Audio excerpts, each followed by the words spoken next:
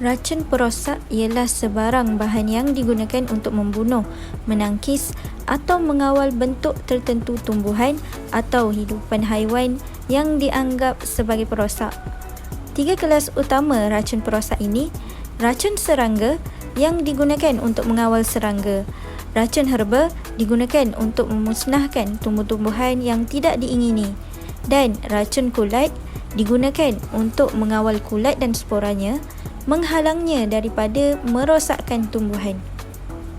Racun perosak ini mungkin terdapat dalam bentuk bahan kimia, ejen biologi seperti virus atau bakteria, antimikrob, bahan penyahjangkit atau alatan digunakan terhadap apa-apa jenis makhluk perosak. Di Malaysia, semua perkara yang berkaitan dengan racun kimia adalah dikawal melalui Akta Racun Makhluk Perosak 1974. Racun perosak ditaktifkan sebagai sebarang bahan yang digunakan untuk mengawal penyebaran atau untuk tujuan membunuh perosak-perosak seperti ulat patogen, serangga, haiwan dan juga rumpai. Pencemaran tanah dengan pestisida boleh disebabkan oleh beberapa faktor.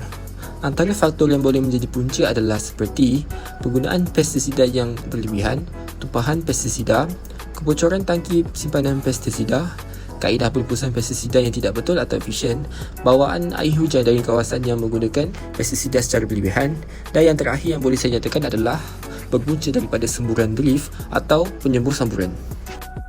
Kesan toksikannya. Yang pertama, mengurangkan biodiversiti dalam tanah. Penggunaan dan penyalahgunaan racun perosak yang berlebihan menyebabkan ketidakseimbangan ekosistem tanah dan boleh mengakibatkan kematian banyak organisma. Yang kedua, mengurangkan kesuburan tanah. Pestisida meresap ke dalam tanah selepas mereka bercampur dengan air dan perlahan-lahan mengurangkan kesuburan tanah. Yang ketiga, memberi kesan pada pertumbuhan-tumbuhan.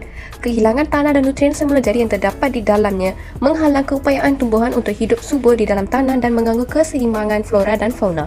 Yang keempat, menurunkan kualiti tanaman. Penggunaan baja kimia baja bukan organik racun perosak akan mengurangkan kesuburan tanah dengan cara yang cepat dan mengubah struktur tanah dengan membawa kepada penurunan kualiti tanah dan kualiti tanaman yang tidak baik.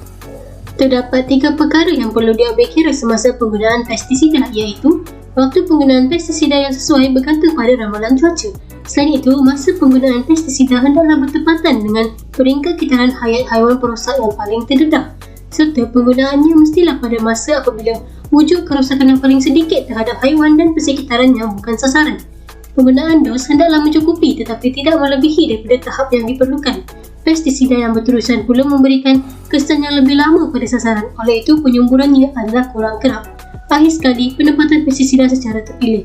Memahami keadaan biologi dan tingkah laku haiwan perosak adalah pertimbangan yang penting sebelum menggunakan pestisida.